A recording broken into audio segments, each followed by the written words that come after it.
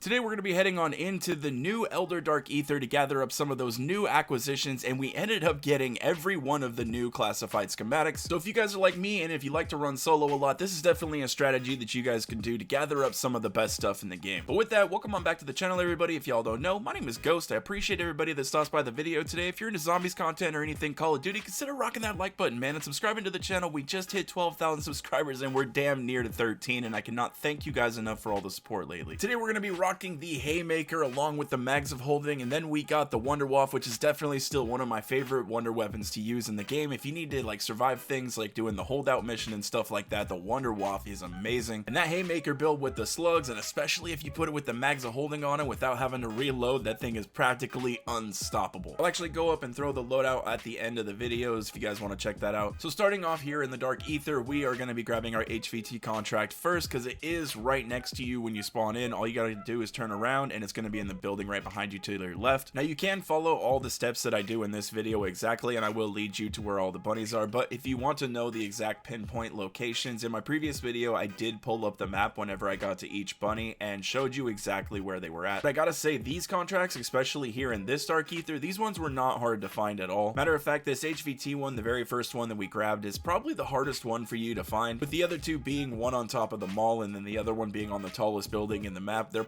pretty hard to miss. So if you guys are going to be running solo, there is a big tip that I can give you for coming in here into the Dark Aether to get most of these contracts done. You are going to need a few things. Now, the very first thing that I would suggest you guys bring in is a Juggernaut. That is to take care of this HVT right here. Now, there is a few different ways that you can take this thing down. Like, you can use the VR11 and stuff like that, but you might be having a hard time because you are going to be swarmed with a lot of zombies, and it is really foggy down here and it's hard to see. If you want to lure him up onto the street, you can do that, but sometimes he will run back into the fog. Oh, and also when you're using your Juggernaut, just try not to lose it, because I keep doing that myself. I'll throw it down and then I get swarmed by zombies and then I end up losing this damn thing. But once you get inside the suit, you shouldn't have any problems taking this thing down, even if you feel like you're overrun just a little bit. So with finally getting this guy taken care of, he ended up giving us the Blood Burner Key Schematics, which is the one that I actually had to grind for quite a few times. I had to come into the Dark Aether several times before I ended up getting all three of the schematics. We also got another Elder Sigil, and he gave us the MAGA holding acquisition, so I'm definitely going to take those. Now that we got this one done, I'm going to take my ass out of the fog because I hate fighting in here, and we're going to go get our next contract, which is going to be on the building that is straight in front of us. It's that tall ass building. Once we get to the other side of it, there's going to be a ladder that goes to the very top. Notice I was shooting these crystals right here. It's because I was looking for another decoy grenade because I accidentally switched those out for my monkey bombs when I ran out of them, so now I don't have any more decoy grenades, which kind of sucks. Starting this contract here is going to do the holdout mission, and you'll notice in my backpack I have a couple of sentries, and that's what those are going to be for. Personally, I think if you're coming in here solo, this is probably going to be the most difficult contract for you guys to do. At least usually it is for me. This is the one contract where you're probably going to actually find yourself shooting zombies. You could probably do the majority of this without even killing any zombies if you really wanted to. Now, this holdout mission is going to be out in the carnival area, and there is going to be an ammo thing that's right in between where you activate the contract and where the holdout is, so I usually like to stop and refill my ammo. Now, this Haymaker is pretty nice. I actually really liked it for taking down those tier 3 bosses. Like when I was fighting that Mega Abomination, he went down easy as hell. And it does handle the zombies pretty well, but this Wonderwaff, man, it's going to be helping us a lot when we're doing this holdout mission because it just stuns those big hordes of zombies at once and then kills them off. I don't know, guys. I think this is definitely one of the most underrated wonder weapons that we got here. It's just so good. I'm going to set up both of these sentry guns in here just to kind of help me out a bit. And trust me, it still does get pretty hectic in here. Having that golden armor and an Aether blade would really help you guys out a lot too. And also that kind of brings me to another point. If you guys are grinding this, I have been finding those previous Dark Aether acquisitions in here as well. Like I've been finding those golden armors, I found dog bones, and I'm not quite sure if I found an Aether blade yet or not. I don't think I have found an Aether blade yet. And it is pretty cool that you can find all of those classified acquisitions by coming into this Dark Aether. So if you guys want to be farming up any of those, you can be coming in here. And this Wonderwaff just taking these things out. I absolutely love this thing. So what are you guys thinking about the Season 2 Reloaded update so far? I mean, I think it's pretty cool. I really like a lot of the updates that they're doing to the game. I like a lot of the quality of life things that they're doing, like the containment levels and stuff like that for the operators, how we actually have kind of like a wallet system and stuff like that. We have cheaper perks now, reduced pack-a-punch prices and stuff like that. I really think those are good quality of life things that they added to the game. I definitely really do like this edition of the Dark Aether. I think this one is way more solo player friendly, but some of those acquisitions that you get from the previous Dark Aether,